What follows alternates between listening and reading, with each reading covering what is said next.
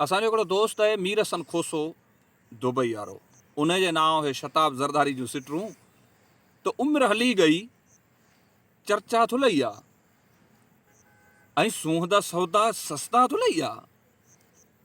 चंड पिया कूड़ी चुगली मरेंदे, चंड पिया कूड़ी चुगली मरेंदे, रातों में कने तरसिया थुलई आहे।